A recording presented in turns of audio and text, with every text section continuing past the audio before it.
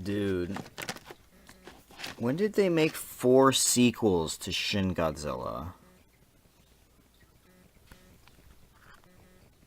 When did they do that? Hello everybody, this is Godzilla 2010 again, coming again with another Godzilla toy review. Today we're going to be looking at the NECA 2016 Shin Godzilla figure. Alright, most recent live-action version of Godzilla from Japan. Yep, and from Toho. So let's take a look, first of all, with detail, as per usual. NECA has done an outstanding job with the detail on this figure. It looks really good. I would say, like, just an overall impression. Just it looks a lot like the movie. It looks really good, and all the disgusting new detail that they have on this Godzilla is there, and just like the weird stuff too, like the tail and the end of the tail. And it's so weird, but it's so cool, and it's still Godzilla. You know, it's not like it changed completely. And the face, of course, too, with those keloid scars still there, whatever it's called, or even if that, I don't know. But it looks really nice. The sculpt isn't completely movie accurate, and the way I have it posed doesn't give it the best impression. I think the face is a little, or in the neck area, is a little weird. Like, his jaw should not be so, long, elongated like that. It should be a little, shorter, and, his neck should be a little fatter, I think. But overall, at least, I think it looks pretty good. I think something with the legs isn't quite right either. Maybe they're a little too, I know they're thick in the movie. Maybe a little too thick here, but, and then the tail is actually rather appropriately long, and the spikes look pretty good. They actually do look really good now that I think about it. But yeah, the sculpt isn't fantastic, but it still looks pretty good, and it's still definitely serviceable to the movie, and it's fairly movie accurate for sure. Next, let's take a look at the paint job. The paint job, this is not Godzilla when he's using his nuclear breath, obviously, which this is how you see him the majority of the time when you see Godzilla. So they've got all the red highlights in the right places, and I think that was something that the SH Monster Arts failed to do. Was the sculpt looked really good, but the paint was really flawed. So I think overall the paint on this figure is rather accurate. The tip of the tail does bug me a little bit. I'm not sure what those orange splotches there are for, and you can't really see that face that's sort of in the tail there. That's not done super well. But generally speaking, those look really good, and I love how they did all the intricate etchings there, red and stuff like that. It looks really good.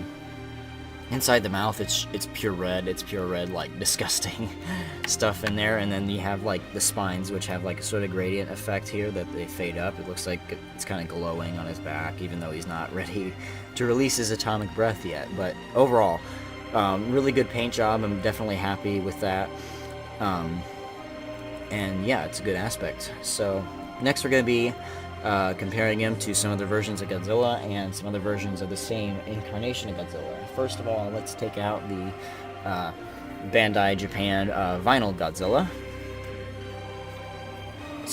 Or the vinyl Shin Godzilla.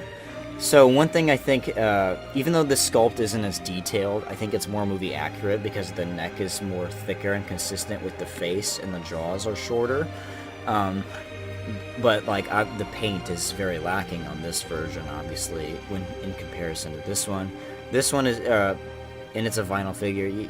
It's kind of hard to compare apples to oranges here, but they're both the same version of Godzilla, just made by different companies.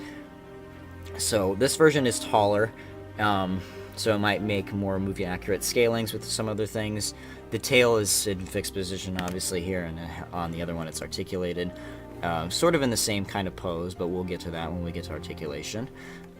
So yeah, it's just an interesting comparison. I love the detail on this figure. I like the movie accuracy of this one. Next, let's compare him to the SH Monster Arts Godzilla 2014. I don't have any of the SH Monster Arts Shin Godzilla, so just for fun, let's compare him to the other version of Godzilla. Like in my Godzilla 2014 review of this very figure, I said, I really enjoy looking at the two different versions of Godzilla here that we have running concurrently with each other for live action. We have the 2014 Monsterverse universe, the Protector Godzilla, Force of Nature Godzilla, and then we have the latest incarnation from Japan, the Destroyer Godzilla.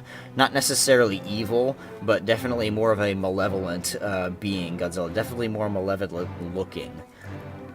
I'm not sure how the anime Godzilla will compare to these two different interpretations of the character, but we'll have to see once that movie comes to light. So I do really enjoy the comparison between these two figures, and it's really interesting to see how Toho themselves has reinterpreted Godzilla and how American companies have reinterpreted Godzilla for American audiences. So really neat comparison. I really enjoy these two Godzilla movies. And next, let's compare him to the same company. So we have the NECA 2014 Godzilla. This was NECA's first Godzilla figure, and this is their most recent, if you're not counting repaints. They have the Atomic Breath 2001 Godzilla, which I don't have and I'm not planning on getting, but this is the most recent new sculpt from them, from the Godzilla line, and this is the first one. So they're more like accurate in scale, I suppose. Not accurate, but they're more like neck and neck, I would say. They're pretty close to being the same height. And generally speaking, it's just a more consistent tone from the same company. You can see how they've improved and made changes throughout the past, I guess, 2 or 3 years with this, their first figure in the line, and then their most recent edition. So yeah, definitely another cool comparison between two different versions of Godzilla. Next, we're going to take out the 1954 Godzilla, also by NECA. This is arguably their best in the line so far. I really like that figure a lot. He's like this one's like my second favorite in the line of NECA Godzilla figures. But obviously, we have a very clear. There's a resemblance between the 1954 and the Shin Godzilla designs here.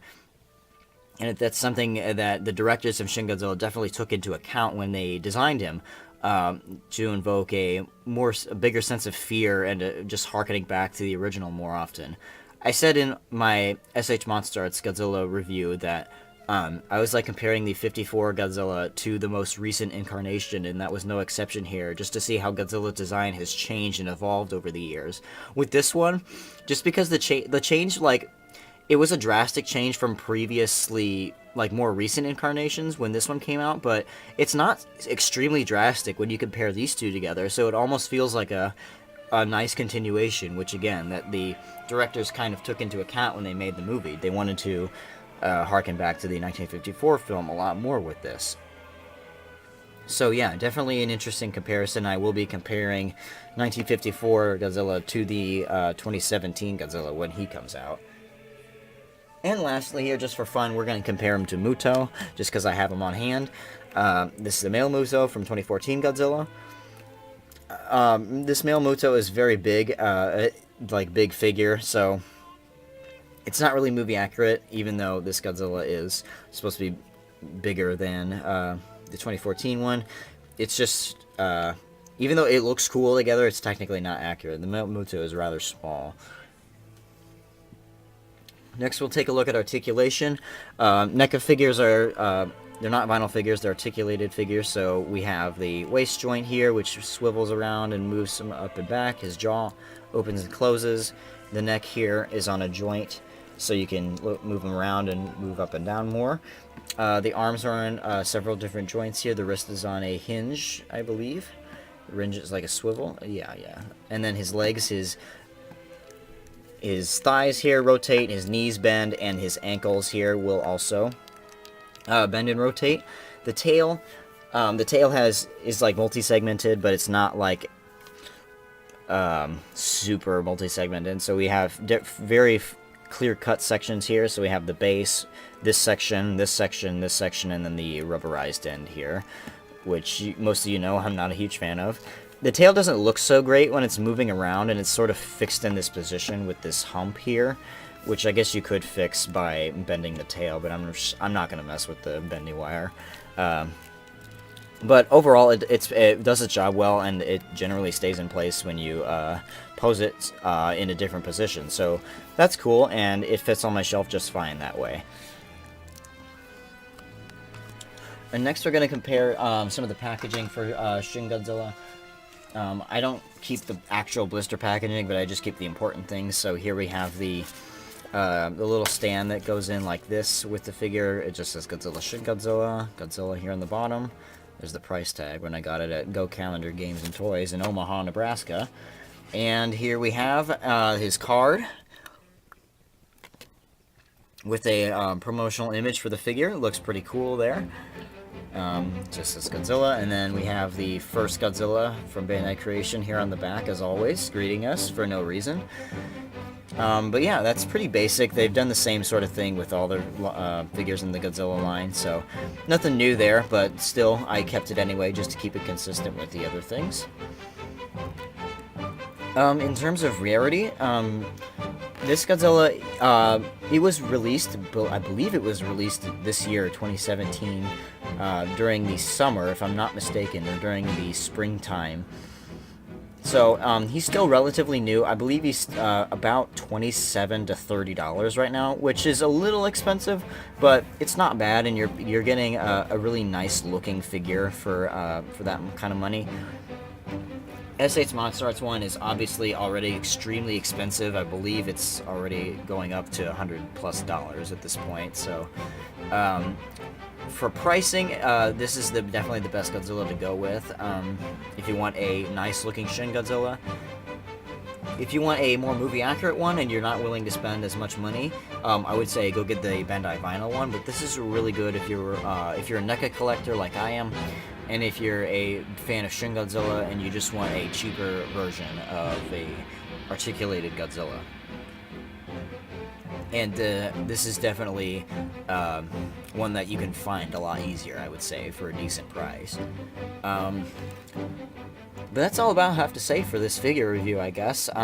Shin Godzilla is really cool. I like him a lot. There are a few things to gripe about. The movie accuracy isn't perfect, and the weird segmented tail is kind of but paint job is done very well. His articulation is great. He poses well with other kaiju on your shelf, and he just looks really cool compared to other Godzillas. So I'm also going to give him a 4.5 out of 5. Like I said, only gripes are the movie accuracy and the tail, but other than that, it looks really good. I would definitely recommend him if you can find him for a great price, and I would totally suggest him to any fan of Shin Godzilla, like I am. So I hope NECA does Shin Godzilla Form 1 and Form 2. I forgot to mention that earlier. That'd be really neat to see, because right now we just have the Bandai Vinyls. I don't have them, mostly because they're a little expensive, and I'm not really willing to spend that much money on them. We have the NECA, the SH Monster Arts versions of those, but again, very expensive. Not really willing to spend that much money on something so small, especially because those come scaled with the SH Monster Arts Godzilla.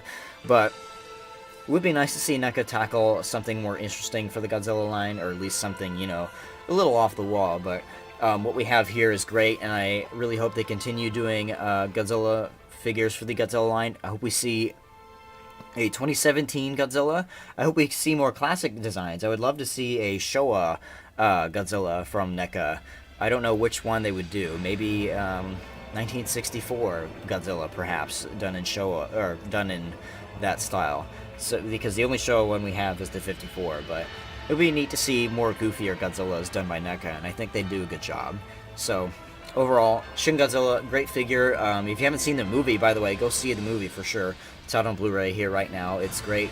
Definitely check it out if you're a fan of Godzilla. It's a little different, but it's definitely a welcome change, and I hope they continue doing more interesting things with Godzilla in the future while keeping true to the spirit of the original franchise.